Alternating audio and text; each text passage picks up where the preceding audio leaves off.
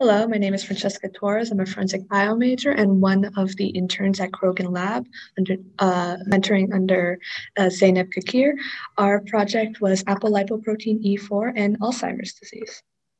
So Alzheimer's disease is a neurodegenerative disease that affects the memory. We've seen an increase in the number of cases in recent years, and that trend is projected to continue in the upcoming decades. The reason that we're studying ApoE4 in relation to this is because it is a known genetic risk factor for Alzheimer's. Normally, ApoE proteins function in lipid transport. They are secreted from the cell and they function in membrane repair. However, the ApoE4 variant is structurally unstable and instead undergoes proteolytic cleavage, producing neurotoxic fragments that disrupt the functions of the mitochondria and cytoskeleton within the same cell. For our research project, we wanted to understand the differences in the ApoE4 protein-protein interactions from the normal and structurally different ApoE3 protein. For this particular experiment, we focused on those interactions in and around the mitochondria.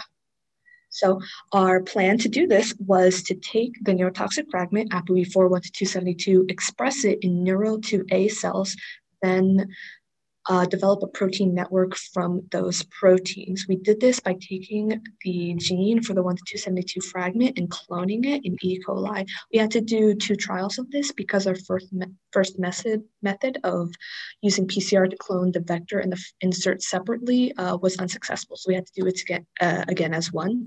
To confirm that we had the proper gene for the 1-272 fragment, we sent it for Sanger sequencing.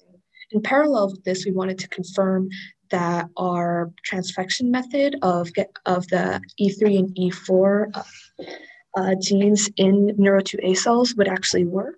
So we did a separate round of transfection in N2A cells and performed a Western blot, and we were able to confirm that they were working. From then on, we can move on to do the same method that we had just tried out with the actual fragment. There it is. So we took the ApoE4 1-272 insert within the vector, transfected into Neuro2A cells, lysed the cells, and collected those proteins. To check their expression, we performed a Western blot, and these are the results from that. We can see that we did have our fragments be expressed with varying levels of accuracy. So we selected the best one from there and moved on to our next steps, which was also future steps that we recommend because it is in, we're kind of in the middle of that right now. So to make a protein network from the proteins we collected, we were using a method called APEX, specifically APEX mito for the mitochondria. We use APEX to biotintilate or mark proximal proteins to our target within the matrix of the mitochondria. Then we bind those to magnetic streptavidin beads. We use a magnet to separate those beads and their bound proteins, then isolate the proteins and send those off for mass spectrometry. What they're able to send us back is data in the form of a protein network. That data is going to be used to derive further information about the function of ApoE4 1-272, both where it is localized in the cell and what proteins it interacts with.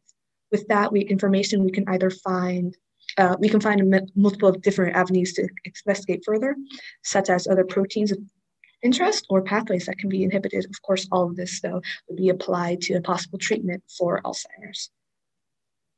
I want to say thank you to Krogan Lab and Dr. Nevin Krogan. Thank you to Dr. Robert Maley and Meta Lab and all the team members working on this project. Thank you to my mentor, Zeynep Cakir, and the PUMAS program for giving me this opportunity. And of course, thank you all for listening.